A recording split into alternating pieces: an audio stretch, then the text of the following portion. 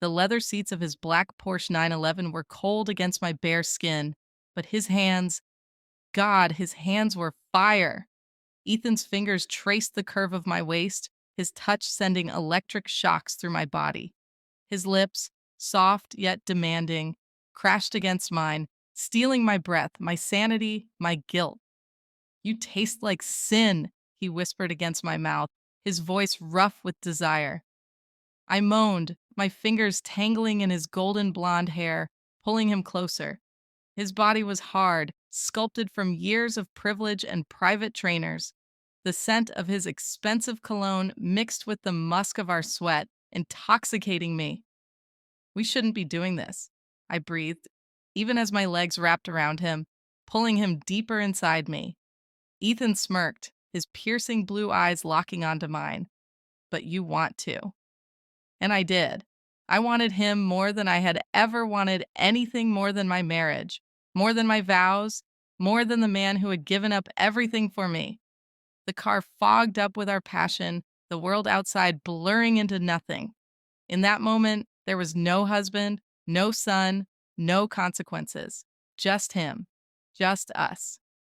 What would you do if desire burned hotter than loyalty? If one touch could unravel your entire life? This is just the beginning. Stay tuned because this story will wreck you. Don't miss a single chapter. Like, subscribe, and drop a comment below to join this scandalous journey. The betrayal gets deeper, the consequences unimaginable. My name is Naomi Carter. At 28, I am the envy of every woman in my circle. Flawless, dark skin that glowed under the California sun, curves that made men stutter, and a wardrobe that screamed luxury. I worked in the PR department of Winslow and Company, a billion-dollar firm where image was everything. But my perfect life was built on a lie. My husband, Marcus, was my savior. When my father was gunned down in our old neighborhood and my mother lost her mind, he stepped in. He paid her medical bills, held me when I cried, and worked 3 jobs to put me through school. I married him out of gratitude. But gratitude isn't love. And when Ethan Winslow, the CEO's son, with his ocean blue eyes and devilish charm, walked into my office, I realized I had never known true desire until now. The first time Ethan Winslow looked at me, really looked at me, I felt my entire body ignite. It was a Tuesday. The office was buzzing with nervous energy because the CEO's son had just flown in from New York to oversee our biggest campaign yet. I was in the conference room adjusting the projector when the door swung open. And there he was, tall, blonde, blue-eyed arrogance wrapped in a Tom Ford suit. "You must be Naomi," he said, his voice smooth like aged whiskey. I swallowed. Yes, Naomi Carter, head of PR. His lips curled into a smirk. "I've heard a lot about you." "All good things, I hope?" I teased, trying to keep my voice steady. He stepped closer, his cologne, something expensive, something addictive, filling my space. Oh, definitely good. That was the moment I knew I was in trouble. For weeks, Ethan found excuses to be near me. A quick meeting that lasted 2 hours. A casual lunch where his fingers brushed mine as he passed the salt.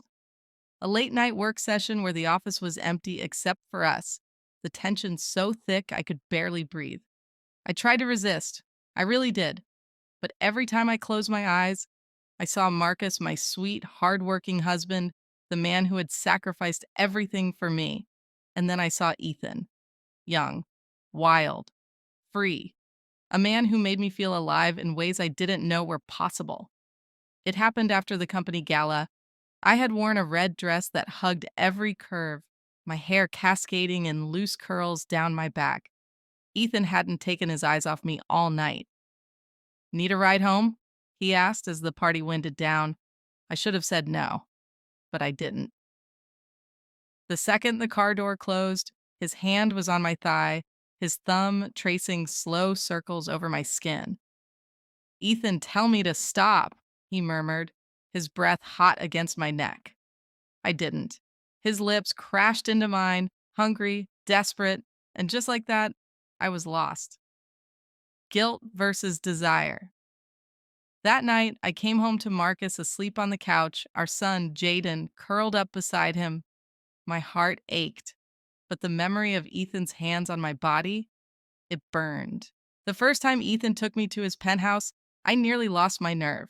His driver dropped us off at the sleek high rise in downtown LA, the elevator ride up filled with stolen kisses and wandering hands that made my breath hitch. When the doors opened directly into his living room, all floor to ceiling windows and a view that stretched across the city, I actually gasped. "You like it?" He smirked, already knowing the answer. I swallowed hard, my fingers tightening around my clutch. "It's a lot." Ethan chuckled, loosening his tie with one hand while the other reached for me. "You haven't seen anything yet." And then his mouth was on mine, hungry and demanding, backing me toward what I assumed was the bedroom. But we never made it that far. We ended up against one of those massive windows, my dress pushed up around my waist, his belt buckle digging into my hips as he took me right there 32 floors above the glittering city lights.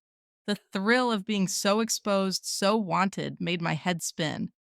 Afterward, as we lay tangled on his designer sofa, his fingers tracing idle patterns on my bare shoulder, reality came crashing down. "I have to go," I whispered, sitting up abruptly. Ethan's hand caught my wrist. "Stay!" "I can't. Marcus."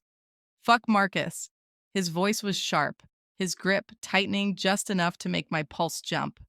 "You belong here now, with me." And God help me, part of me believed him. While at home, Marcus knew something was off. I could see it in the way he studied me over dinner that night, his dark eyes tracking my every move as I pushed food around my plate. "You've been working late a lot," he said carefully. I forced a smile. "Big campaign. You know how it is." "Yeah," he nodded slowly. "Must be some campaign." The guilt twisted like a knife in my gut, but I shoved it down. Later, as I pretended to sleep, I felt Marcus slip out of bed. I cracked an eye open just in time to see him pause in the doorway, looking back at me with an expression I couldn't quite place. Regret? Resignation? Or worse, is it about me? I was counting time for dawn, so I will leave for work and see Ethan again. The nights were getting unusually long, while with my husband, unlike being with Ethan was like mainlining adrenaline. Private jets to Napa Valley for business meetings, diamond bracelets as gifts, and you will need to see the way his entire staff subtly act towards me, treating me like I was already the lady of the house. It was intoxicating, and it was changing me fast. I started snapping at Marcus over little things, the way he loaded the dishwasher wrong, how he always forgot to put the cap back on the toothpaste. I stopped wearing my wedding ring to work. I stopped fucking him with passion in my eyes. When we had sex, I just lay on the bed and let him please himself. I will not kiss him nor moan till he got tired of fucking me. Even to Jaden. I began spending less time with Jaden, telling myself, he won't remember anyway. He is still young. When I missed his bedtime for the third night in a row, it became the norm now. I no longer care. I was enjoying life with Ethan. The worst part? I didn't even feel guilty anymore. One faithful day at the Ivy. Ethan had taken me there for lunch, his hand resting possessively on my thigh under the table. We were sharing a bottle of Cristal, laughing too loud. He could not stop kissing me in the open. He became too possessive of me, and I was also in love. I sensed someone was looking towards our direction at the walkway. I immediately looked up. When I looked up, I locked eyes with Sarah, Marcus's cousin. Sarah's mouth fell open. I froze too. Ethan saw my expression the moment I saw Sarah. Sensing my panic, he followed my gaze. "Any problem?" he asked. "We need to go now." I said to him, "We left so fast I nearly tripped over my own heels." I knew there was trouble. That night, my phone blew up with texts from Marcus. "Sarah says she saw you." "Who was that guy?" "We need to talk." I deleted them all. That night, when we got to Ethan's place, we had good sex. While he trusted his man into me, he said, "Move in with me." Ethan's words hung in the air between us as we lay in his bed the next morning. I couldn't stop thinking about it. Should I? Should I not? We had another round of early morning and intense sex again. Ethan said those words again. Move in with me. Be mine completely. I sat up abruptly. What? You heard me, he responded. He traced a finger down my spine. I'm tired of sharing you. I want you here every night. I have a husband, Ethan, and I have a son. I responded. Do you love him? The question was blunt. I opened my mouth. Words of affirmation betrayed me. My heart sank into reality. I married Marcus based on sentiments. Then I closed my mouth again. That hesitation told him everything. Thought so. He kissed my shoulder. Pack a bag tonight. I stood in my kitchen that evening, staring at my suitcase. Jaden's laughter floated in from the living room where Marcus was helping him build a Lego tower. My phone buzzed. Another text from Ethan. Driver will be there at 8. Don't keep me waiting. I took one last look at the life I was about to destroy. Then I zipped the bag shut. The day it all came crashing down started like any other. I woke up in Ethan's bed, our bed now, his arm slung possessively over my waist. The sheets smelled like him, like expensive linen and sex. Sunlight streamed through the floor-to-ceiling windows, painting gold across the rumpled silk. My phone buzzed on the nightstand. Marcus, again. We need to talk. It's about Jaden. My stomach lurched. Ethan stirred behind me, his hand sliding up my bare back. Ignore it, he murmured into my shoulder. But I couldn't. Not when it was about my son. I told Ethan I was going to the office early. Instead, I drove to the little cafe near our old neighborhood where Marcus used to take me when we were dating. He was already there when I arrived, sitting at a corner table with 2 coffees, one black, his, one with cream, and 2 sugars, mine. The familiarity of it stung. Jaden wasn't with him. Where is he? I demanded as I slid into the seat across from him. Marcus looked tired, dark circles under his eyes, his usually clean-shaven face shadowed with stubble. But when he lifted his gaze to mine, the pain in them nearly stopped my heart. With my mother, he said quietly. I didn't want him here for this. For what? He slid a manila folder across the table. Inside were photos. Me and Ethan leaving his penthouse at dawn. Us kissing in his car outside the office.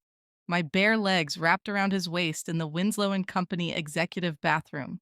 My blood turned to ice. How long? Marcus's voice was eerily calm. I couldn't speak. How long, Naomi? His fist slammed down, making the cups rattle. Several patrons turned to stare. Tears burned my eyes. Since November, his face crumpled. His eyes was full of tears. 4 months. You've been lying to me for 4 fucking months. I reached for his hand.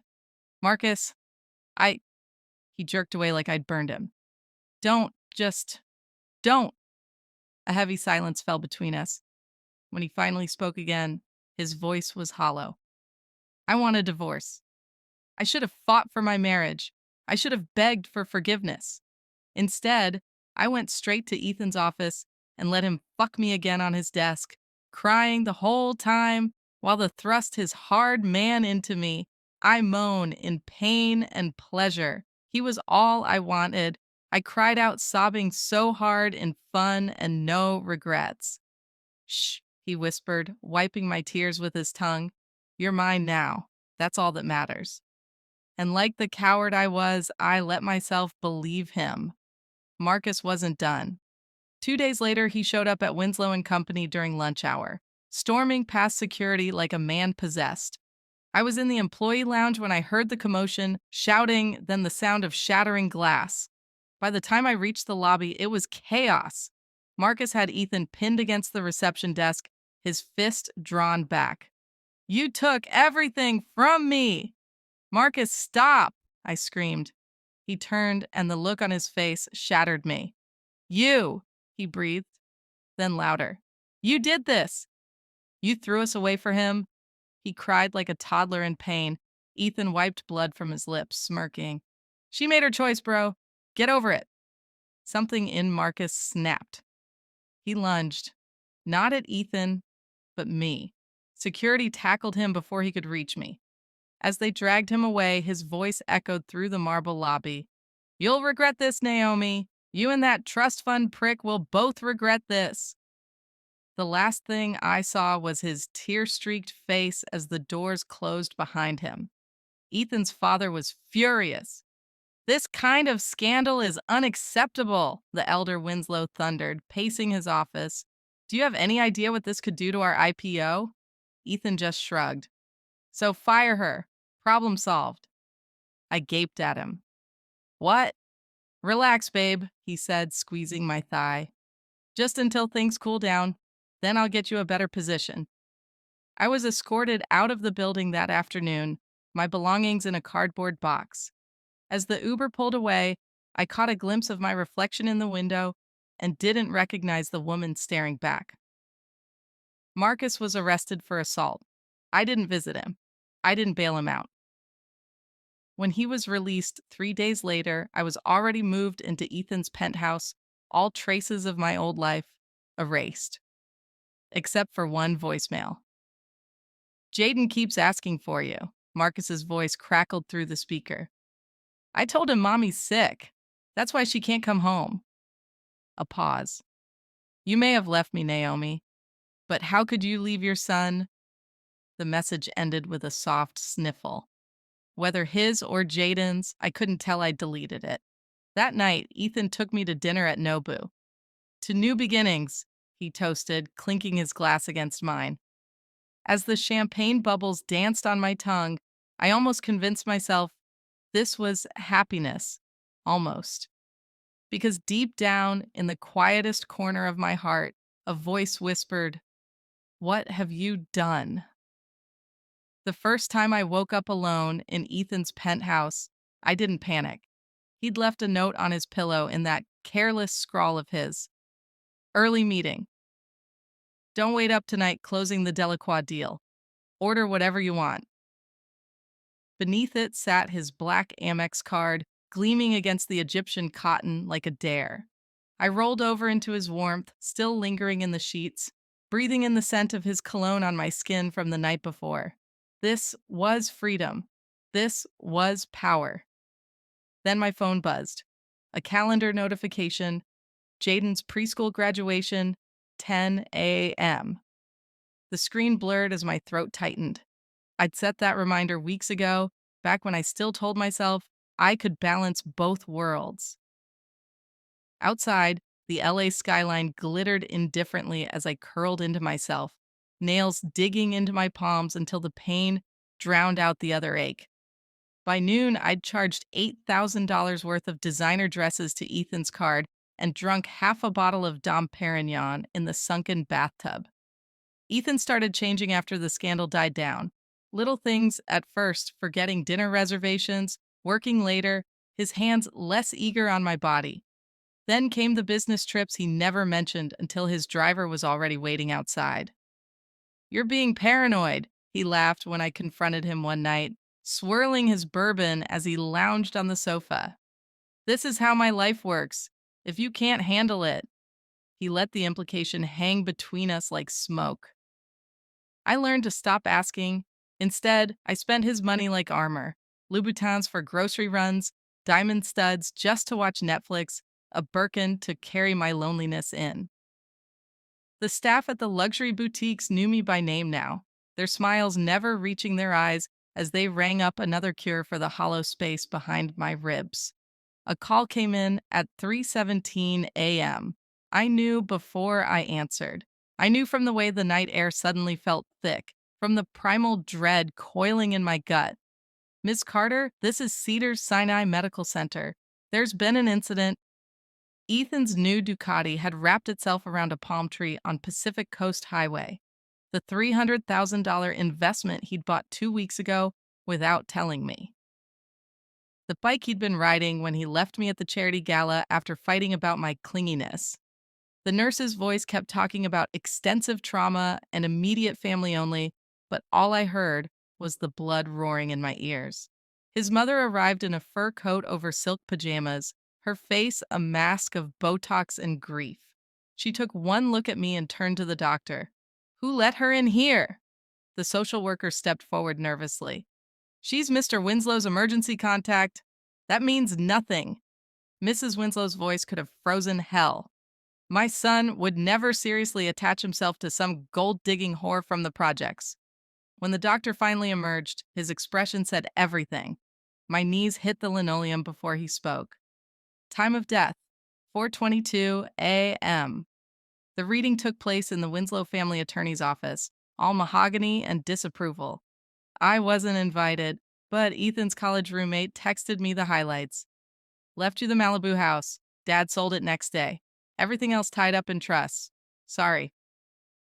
The penthouse lease expired in 2 weeks. The Amex stopped working at lunch.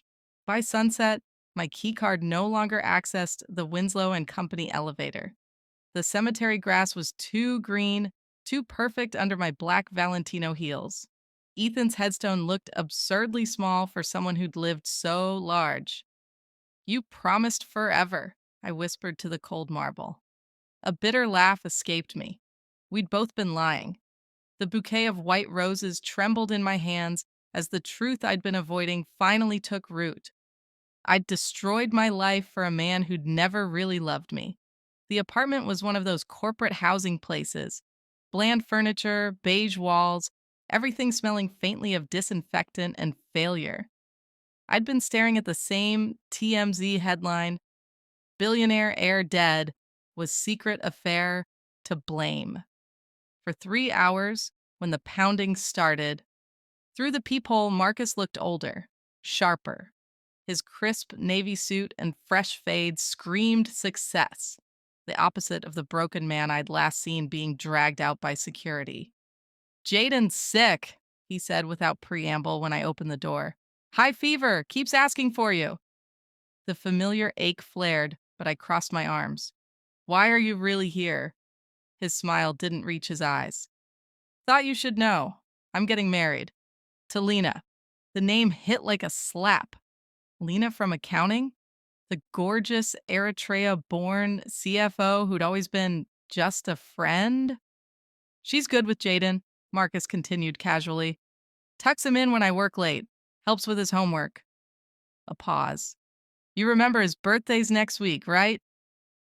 The walls seemed to press closer as the full weight of my choices settled over me. I want to see him, I heard myself say. Marcus studied me for a long moment before reaching into his breast pocket. He handed me a single embossed card. Our wedding's at the Billionaire next month. Come if you want. But Naomi? His voice softened in a way that hurt more than any shout.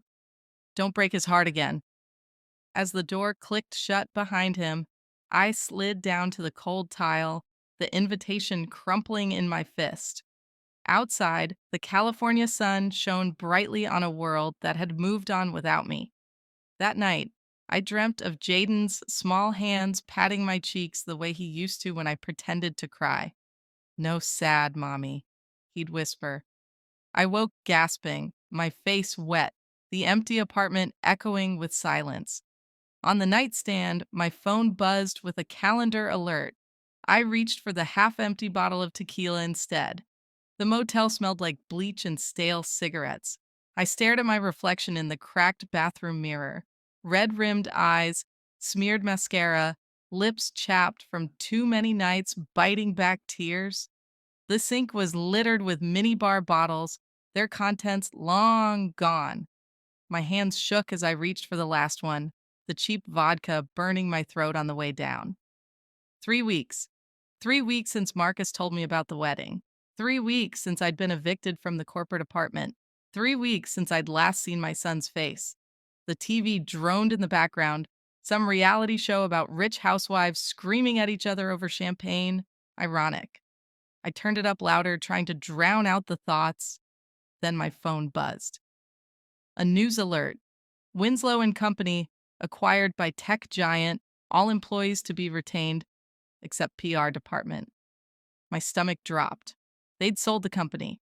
My last tether to that world. Gone. I threw the phone across the room, watching with dull satisfaction as it shattered against the wall. The first night in this motel, I'd called every friend I'd made during my time with Ethan. So sorry to hear that, babe. Let's do lunch soon. Click. Oh, wow. Listen, I'd love to help, but click. You knew what you were getting into. Click. By midnight, I'd stopped calling. Now, as I lay on the scratchy comforter staring at the water stained ceiling, I wondered when exactly I'd become this person. This ghost. My purse sat on the nightstand, its contents spilled across the surface lipstick, a nearly maxed out credit card, single crumpled photo of Jaden at his third birthday party. His chocolate smeared grin stared up at me, innocent, unbroken. I traced his face with a trembling finger. Mommy's so sorry, baby. A knock at the door startled me. I wasn't expecting housekeeping, wasn't expecting anyone. Through the peephole, I saw a silhouette I'd recognize anywhere, the broad shoulders, the familiar way he stood, with his weight slightly shifted to the left from that old basketball injury. Marcus.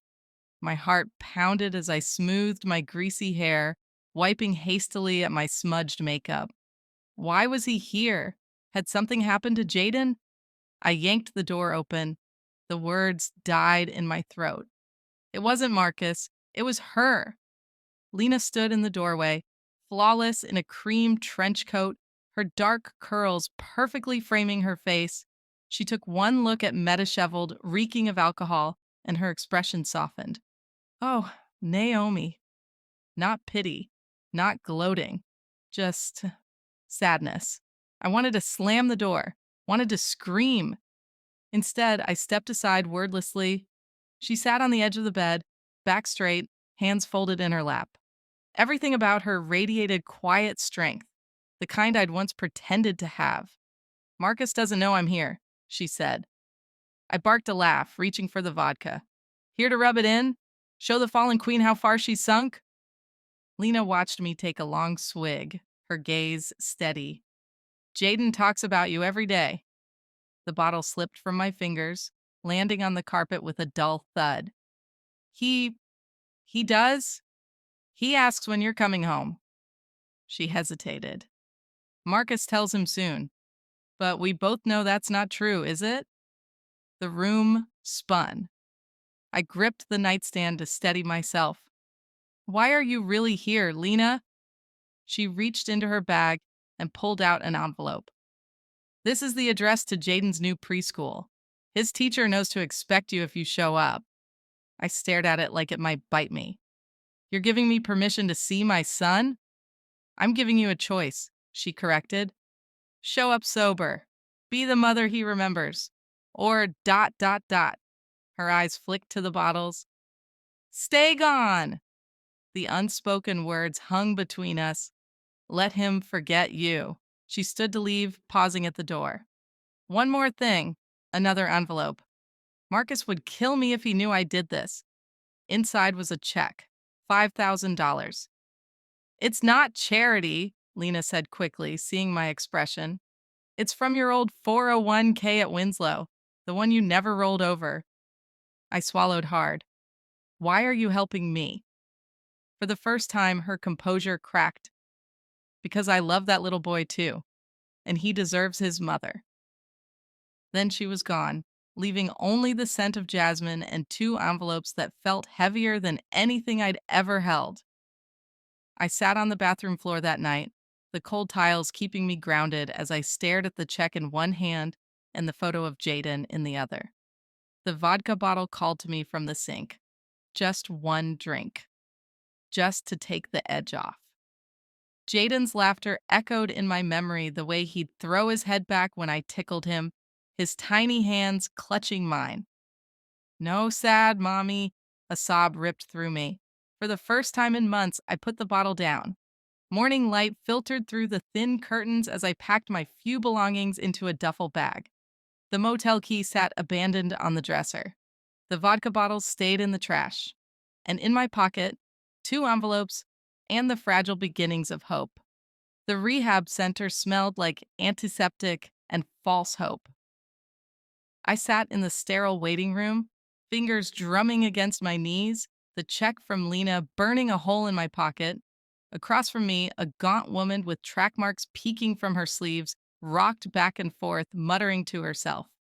Next to her, a businessman in a rumpled suit stared blankly at the wall, his thousand-yard stare mirroring what I felt inside. Naomi Carter? A nurse stood in the doorway, clipboard in hand. I stood too quickly, my head swimming from 36 hours of forced sobriety. The intake interview felt like an out of body experience. Substance of choice? Vodka, sometimes tequila. How much per day? Enough to forget. The pen scratched against paper as she noted my answers with detached professionalism. Any family support? I opened my mouth, then closed it. The photo of Jaden in my wallet felt heavier than lead. No, I lied. Just me. Group therapy was hell, sitting in a circle of folding chairs, listening to strangers spill their worst moments while fluorescent lights buzzed overhead. I clutched my styrofoam cup of bad coffee like a lifeline. Naomi, would you like to share what brought you here? The counselor asked. 20 pairs of eyes turned to me. My throat closed. The words stuck like broken glass. I had everything. Then I set it on fire. A recovering meth addict nodded sagely. Addiction's a bitch that way. I wanted to scream that this wasn't about addiction. Not really. This was about the gaping hole where my soul used to be. About looking in the mirror and seeing a stranger who abandoned her child for a dead man's empty promises. Instead, I sipped my coffee and said nothing. Week 3 brought a surprise. Mail call, one of the orderlies announced, dropping a single envelope in my lap during afternoon free time. Marcus's handwriting stared back at me. My hand shook so badly I nearly tore the paper. Inside was no letter, just a folded newspaper clipping and a sticky note that read, "Thought you should know." The headline made my blood run cold. Winslow Ayre's secret life exposed. Multiple mistresses, hidden debts, surface after death. The article detailed everything. Ethan's 3 other serious girlfriends across different cities. The secret gambling debts that had him draining company accounts. The paternity suit from a former maid that had been quietly settled last year. At the bottom, circled in red pen, insiders reveal Winslow Jr. was days away from being cut off by family trustees before fatal accident. The room tilted. All those lavish gifts, those whispered promises they weren't love. They were a drowning man's desperate attempts to maintain the illusion. And I destroyed my life for it.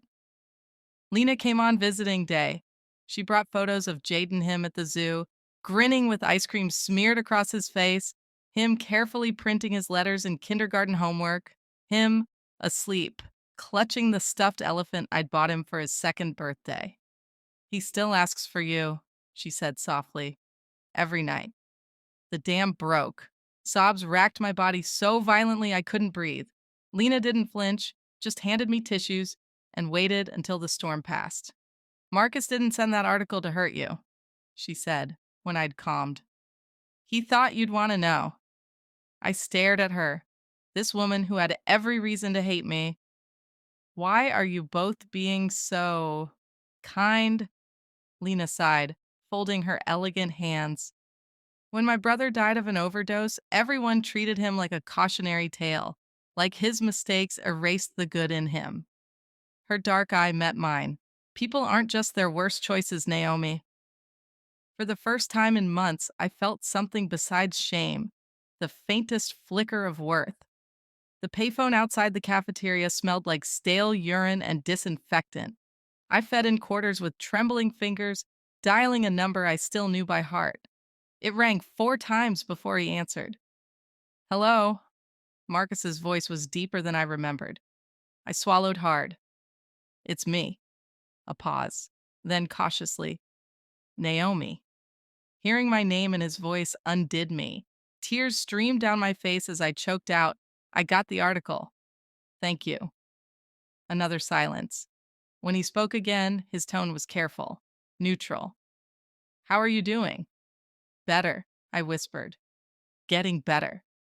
I could hear Jaden's laughter in the background, the sound like a knife to the heart. He's right here, Marcus said quietly. Do you want to? No. The word came out too sharp. I took a shuddering breath. Not like this. Not until I'm whole. Marcus exhaled. Okay. Then, softer. Keep fighting, Naomi. The line went dead. I slumped against the graffiti covered wall, the receiver dangling, the dial tone buzzing like a live wire. Dr. Ruiz's office was all soft lighting and earth tones, designed to put patients at ease. It wasn't working. Tell me about your mother, she prompted, pen poised over her notepad. I stiffened. What does that have to do with? You married the man who saved you after her death. Then you recreated your childhood abandonment by leaving your own son. She tilted her head. Patterns are important, Naomi. The words hit like a sucker punch. All at once, I was 7 years old again, watching my mother's vacant stare as she rocked in that psychiatric hospital chair, lost to grief after my father's death. The way she'd sometimes look right through me like I was a ghost. I didn't want Jaden to. My voice cracked. To look at me the way I looked at her. Dr. Ruiz waited, but I made it come true anyway, I whispered. For the first time, I began to understand the terrible math of my choices, how unhealed wounds become self-fulfilling prophecies. On my last day, they handed me a sobriety chip 30 days clean. It felt absurdly small in my palm, this flimsy plastic token for surviving the unraveling of my life. The taxi idled outside, ready to take me to the halfway house where I'd spend the next phase. As I shouldered my duffel bag, one of the orderlies handed me an envelope. Your friend left this for you. Inside was a preschool schedule, a list of Jaden's favorite foods. He hated carrots now, loved strawberries, and a single sentence in Lena's elegant script. He's waiting. I clutched the paper to my chest as the taxi pulled away, watching the rehab center shrink in the rearview mirror. Ahead lay the uncertain road back to myself, to redemption, to the tiny hands that might one day reach for me again. The playground was alive with the shrieks of children, their small bodies darting between swings and slides like joyful sprites. I stood at the wrought iron gate, my palms damp against the strap of my purse, eyes scanning the chaos for one particular face. Then there, Jaden. My breath caught. He'd grown taller, his baby round cheeks sharpening into the beginnings of a little boy's angularity. The sight of him, his cornrowed hair, the way he clutched his Spider-Man lunchbox with the same intensity he used to hold my hand, sent a physical ache through my chest. I took a step forward, then froze. Beside him, holding his other hand, stood Lena. She leaned down to say something that made him giggle, the sound carrying across the playground like wind chimes. The easy affection between them was a knife to the ribs. That should be me.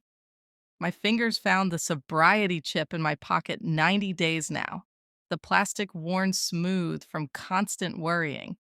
3 months of therapy, of grueling self-reckoning, of learning to sit with the shame instead of drowning it.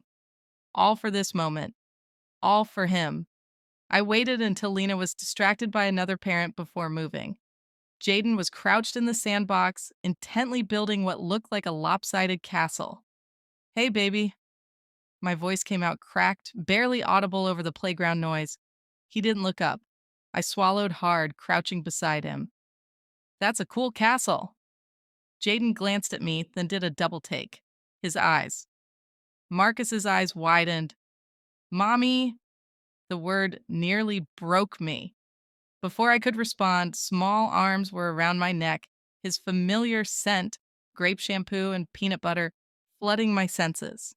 I clutched him to me, breathing him in, feeling the rapid flutter of his heartbeat against mine. Then he pulled back, frowning. You left. The accusation in those 2 words was worse than any scream. I know, baby. I'm so. Jaden. Lena's voice cut through the air. She stood a few feet away, her expression unreadable. Time to line up. My son looked between us, confused. Lena met my gaze over his head. A silent question.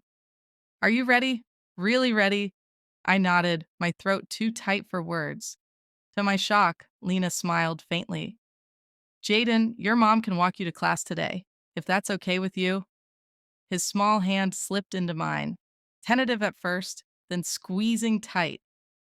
As we walked toward the school doors, he whispered, You won't leave again, right? The truth lodged like glass in my throat. I couldn't promise that. Not yet. So I told him something truer. I love you more than anything in this whole world. The Bel Air Hotel was everything Marcus had ever dreamed of when we were poor. Manicured gardens, champagne flowing like water, a string quartet playing under floral arches. I stood at the back of the ceremony space, half hidden behind a towering floral arrangement, watching the man I'd betrayed prepare to vow forever to someone else. Marcus looked devastatingly handsome in his tuxedo, his smile easy as he chatted with guests.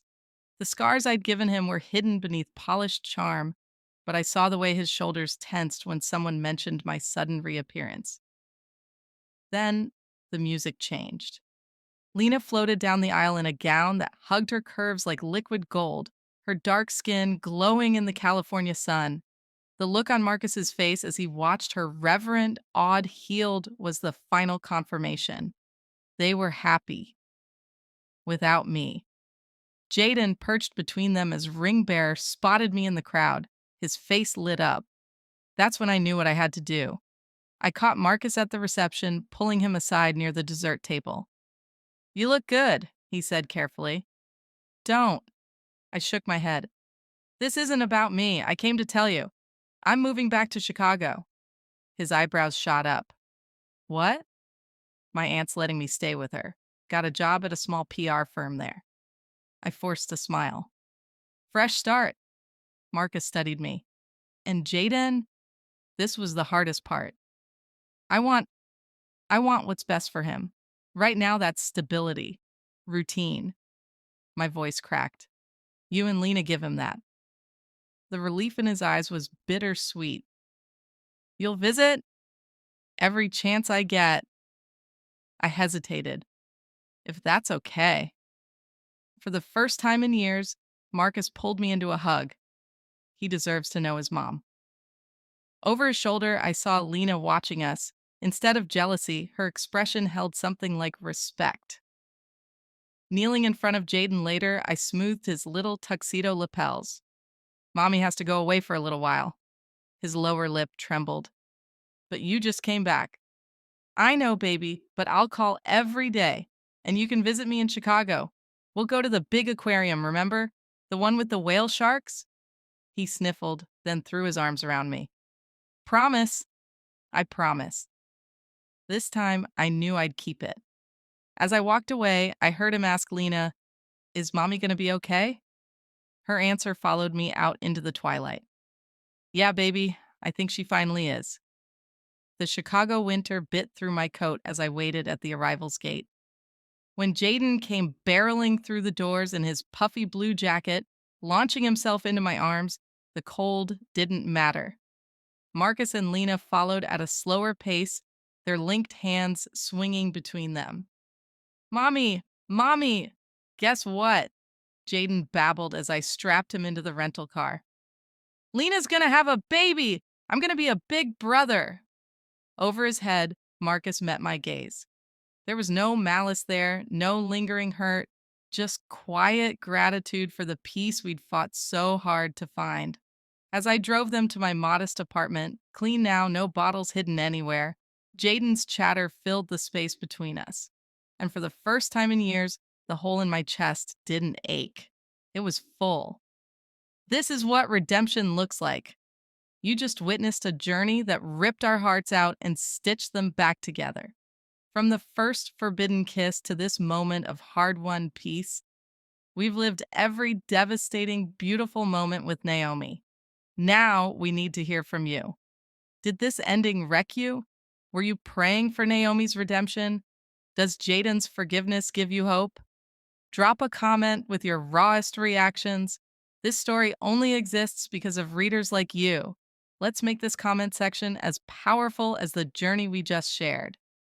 Smash that like button if this story changed you. Subscribe for more emotionally devastating tales. Turn on notifications so you never miss a story that makes you feel this deeply. Real talk. Your engagement is why algorithms push life changing stories like this. Help us reach every heart that needs to hear Naomi's warning and her hard won hope. Thank you for trusting us with your emotions. Now go hug someone you love before it's too late.